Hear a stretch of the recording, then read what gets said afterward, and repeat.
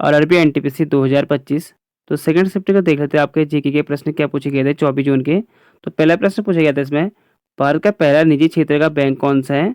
तो which is the first private sector bank of India? ये है इंडसिंड बैंक। ठीक है, इट वॉज स्टेब्लाइज इन 1994। 1994 में इसकी स्थापना हुई थी। नेक्स्ट है फिर, मोपला विद्रोह कहाँ हुआ था? तो ये हुआ था केरल राज्य में। ठीक है, ये हुआ था 1921 में। चंद्रगुप्त तृतीय ने किस शक राजा को हराया था? तो ये था रुद्र सिंह तृतीय। ठीक है, नेक्स्ट क्वेश्चन है भाई, भारत में कौन सा पहला अप्रत्यक्ष कर है जिसने उत्पाद शुल्क, वैट और सेवा कर जैसे कई अप्रत्यक्ष करों को प्रतिस्थापित किया था? तो ये था जीएसटी। ठीक है, गुड सर्विस एंड टैक्स। ये तीन तरीका होता है, centre, state and integrated tax. ठीक है, central GST, state GST and integrated GST, ये तीन टाइप का होता है। और अगर मैं कहूँ तो देखो, आपका जीएसटी जो है ना, ये 101वें संविधान संशोधन अधिनियम के तहत लागू किया गया था। ठीक है, 101 कॉन्स्टिट्यूशन अमेंडमेंट एक्ट। अगला है फिर, बाघ गुफा भारत के किस राज्य में स्थित है? तो ये मध्य प्रदेश में। ठीक है, नेक्स्ट है, भारतीय संविधान का अनुच्छेद 148 किससे संबंधित है? What does article 148 of the Indian constitution related to? तो भारत के नियंत्रण महालेख परीक्षा, ठीक है, comptroller auditor general of India की अपॉइंटमेंट से संबंधित है। और अभी वर्तमान में कौन है कैग? ये है गिरीश चंद्र मुर्मू। ठीक है, देखिए 148 कहते हैं, यह अनुच्छेद भारत के नियंत्रण महालेख परीक्षक कैग की नियुक्ति, शपथ और सेवा के शर्त से संबंधित है। और कैग की नियुक्ति कौन करेगा? भारत के राष्ट्रपति। ठीक है, प्रेसिडेंट ऑफ इंडिया। कैग को पद ग्रहण करने से पहले राष्ट्रपति या उसके द्वारा इस नियमित नियुक्ति व्यक्ति के समक्ष शपथ लेनी होती है।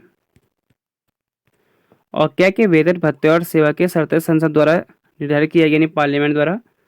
कैग को उसी तरह से हटाया जा सकता है जिस तरह से सुप्रीम कोर्ट के न्यायाधीश को, ठीक है, चीफ जस्टिस ऑफ इंडिया को हटाया जा सकता है। नेक्स्ट क्वेश्चन है, हर्षवर्धन की राजधानी कहाँ थी? Where was the capital of Harshvardhan? देखो, इसके कन्नौज थे, एक और थे थानेश्वर। ठीक है, दो थे इसके। आपके एग्जाम में देखना कि जो भी पूछा जाएगा आपके दो के दो सही होंगे। ठीक है, अगला है फिर, और अभी आपके जो है टेक्नीशियन के भी फॉर्म आ चुके हैं, उसके भी फॉर्म जरूर भरना अगर आप उसके लिए एलिजिबल हो तो। ठीक है, उसके बाद देख लेना आप उसमें क्या मांग रखी है, उसकी एलिजिबिलिटी क्या है, यानी उसके में आपको ग्रेजुएशन में क्या मांग रखा है, शायद उसमें बीटेक है शायद। ठीक है, और नहीं तो अगर आप जिस स्टेट से भी देख रहे हो ना, अपने स्टेट एग्जाम की तैयारी जरूर करें, यानी अपने स्टेट में, क्योंकि हर स्टेट में क्या होता है आपका एसएससी होते हैं, तो उसके फॉर्म जरूर भरें। ये नहीं कि आप सिर्फ सेंटर की करो या रेलवे करो, तो अपने एसएससी जो आपका स्टेट है वहाँ भी जरूर आप फोकस करें, क्योंकि देखो ना, आपकी तैयारी वहाँ भी सही रहनी चाहिए। वहाँ भी आपके फॉर्म जब भी आएंगे, क्योंकि पता है कि स्टेट में बहुत लंबे टाइम के बाद फॉर्म आते हैं, तो अपनी तैयारी वहाँ भी रखें, क्योंकि आप जीके तो पढ़ ही रहे हो, सब कुछ पढ़ रहे हो, तो अपने स्टेट एग्जाम की भी तैयारी करो। ठीक है, जब भी आपकी एग्जाम की तैयारी होती तो।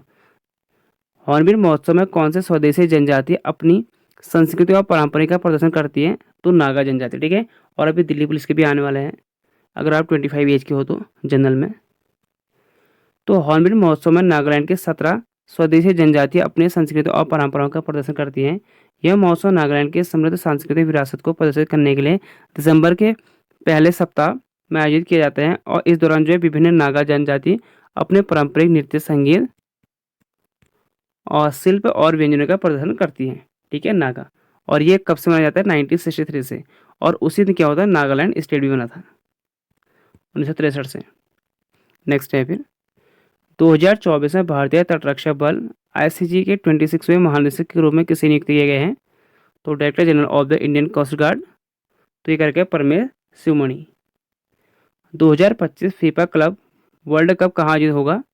तो ये USA, United State of America, संयुक्त राज्य अमेरिका। अगला है फिर, भारत और अफगानिस्तान के बीच की रेखा को क्या कहा जाता है? तो इसे कहते हैं डूरिन रेखा।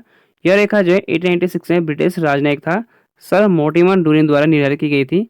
अगर भारत और बांग्लादेश या पाकिस्तान कहेगा तो हो जाएगा आपका रेड क्लिफ। ठीक है, रेड क्लिफ है बांग्लादेश और पाकिस्तान।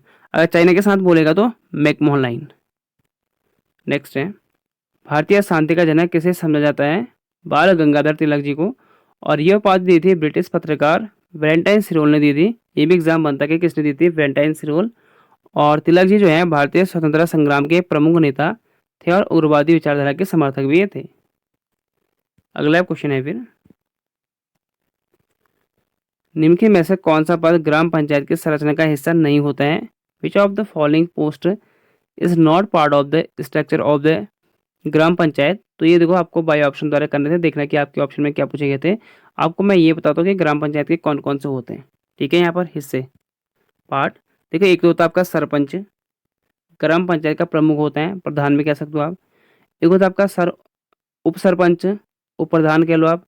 ठीक है, सरपंच यानी असिस्टेंट। फिर हो जाएगा आपका वार्ड पंच यानी आपके वार्ड मेंबर होते हैं। फिर हो गया आपका पंचायत सचिव यानी ग्राम पंचायत का प्रशासनिक अधिकारी।